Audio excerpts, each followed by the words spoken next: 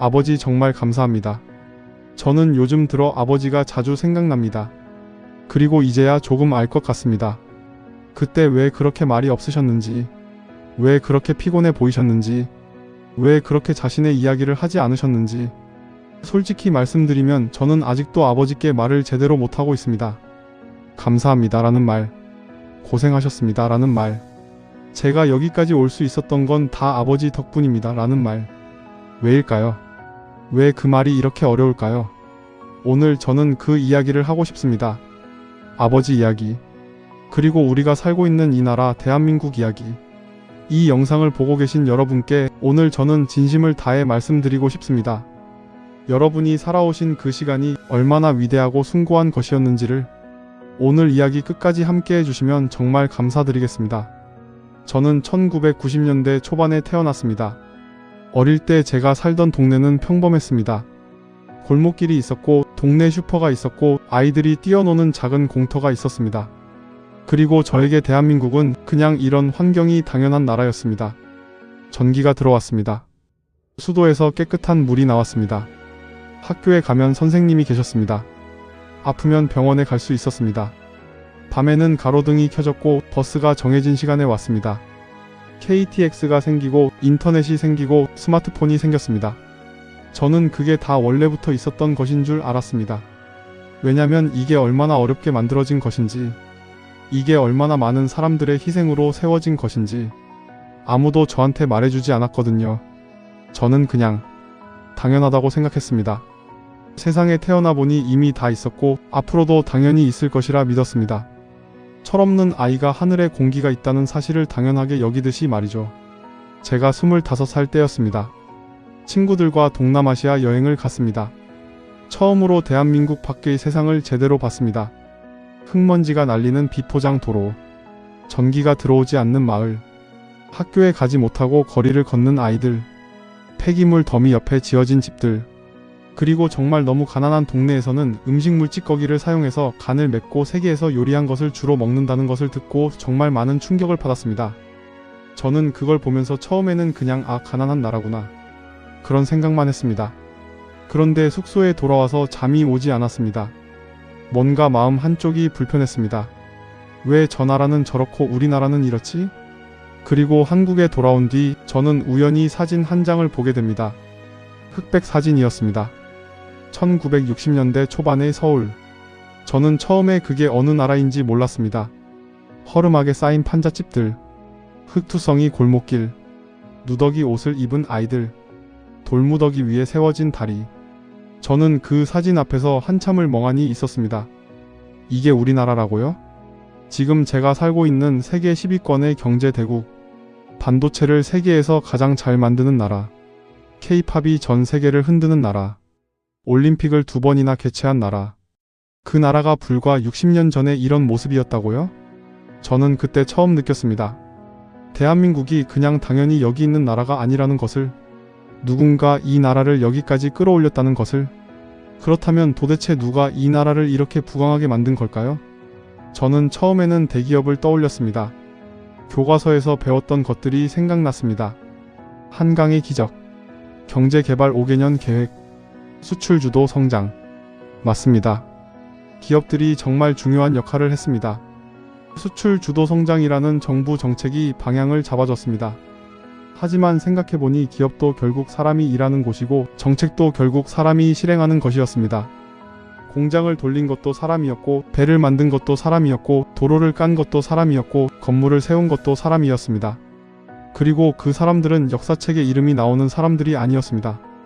TV에 나오는 사람들이 아니었습니다. 그들은 그냥 평범한 사람들이었습니다.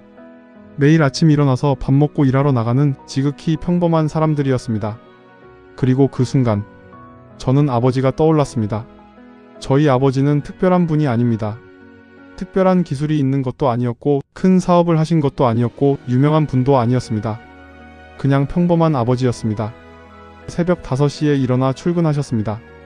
저는 아직도 그 소리가 기억납니다. 어둠 속에서 조용히 씻으시는 소리, 조심스럽게 현관문을 닫으시는 소리. 저와 동생이 깰까봐 일부러 조심하셨던 것 같습니다. 주말에도 종종 나가셨습니다. 어릴 때 저는 그게 당연한 줄 알았습니다. 아빠는 원래 집에 없는 사람인 줄 알았습니다. 가끔 아버지가 일찍 퇴근하시는 날이면 저는 괜히 어색했습니다. 아버지도 어색해 보이셨습니다.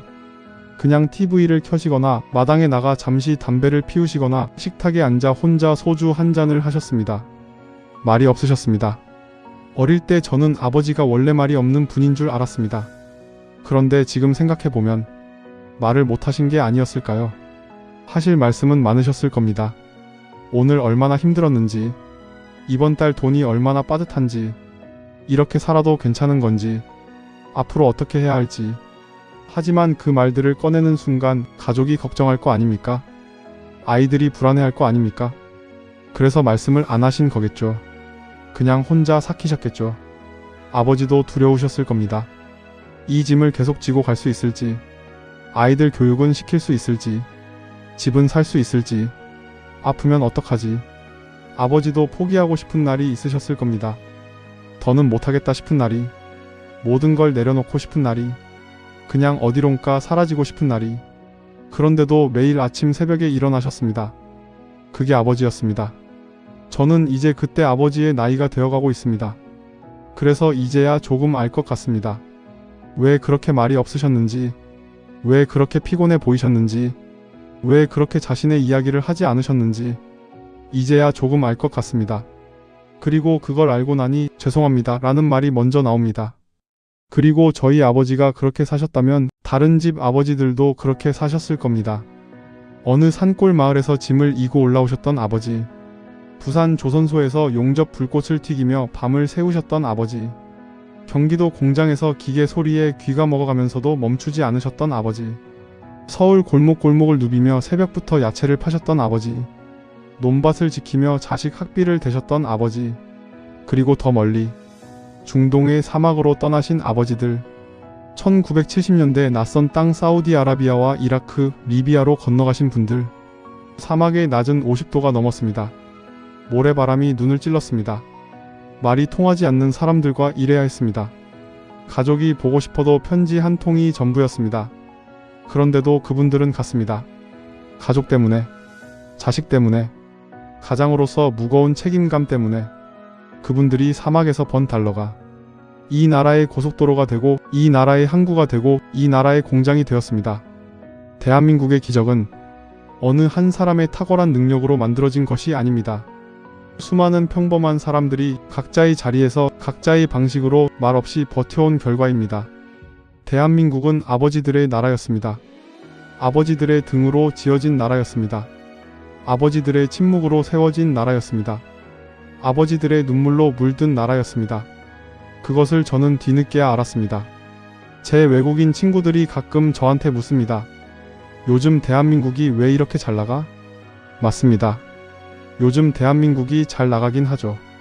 K반도체, K팝, K드라마, 세계 최고 수준의 인터넷, 세계적으로 유명한 한국 기업들의 이름.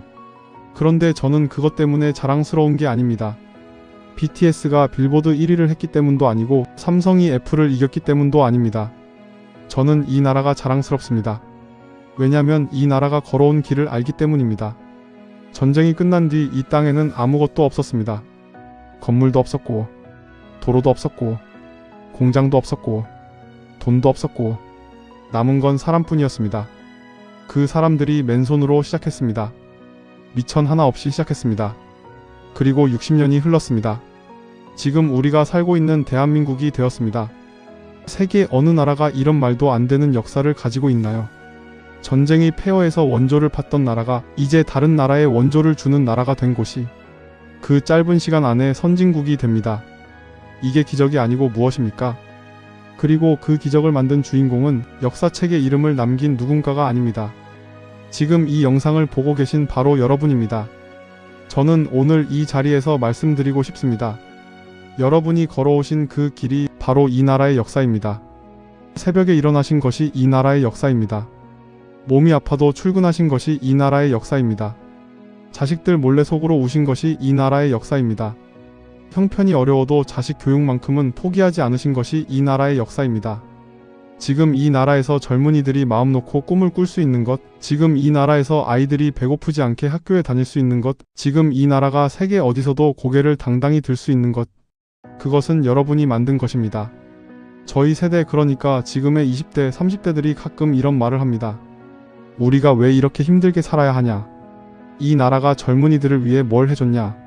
저도 그런 생각을 한 적이 있습니다. 그런데 지금은 다르게 생각합니다. 우리가 당연하게 누리고 있는 것들, 우리가 당연하게 쓰고 있는 이 모든 것들, 그것이 얼마나 값진 것인지를, 누군가 피를 흘렸고, 누군가 땀을 쏟았고, 누군가 포기하고 싶었지만 포기하지 않았기에 지금 이 자리가 있다는 것을, 그 누군가가 바로 여러분이었다는 것을, 저는 오늘 이 영상을 만들면서 마음이 많이 아팠습니다.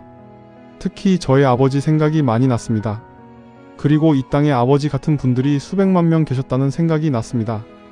매일 그냥 그 자리에서 그냥 그 하루를 힘들게 버텨오신 분들, 여러분이 흘리신 그 땀이 헛되지 않았습니다. 여러분이 참아오신 그 시간이 이 나라를 만들었습니다. 대한민국, 전쟁의 잿더미에서 일어선 나라, 세계가 불가능하다고 했던 그 자리를 아무도 알아주지 않은 수백만 명의 아버지들이 조용히 일어서서 만들어낸 나라. 오늘의 대한민국은 여러분이 있었기에 존재합니다. 내일의 대한민국도 여러분 덕분에 나아갈 수 있습니다. 오늘 영상이 마음에 와 닿으셨다면 주변 분들께 이 영상을 공유해 주십시오. 그리고 여러분의 이야기도 댓글에 한 줄이라도 남겨주시면 감사하겠습니다.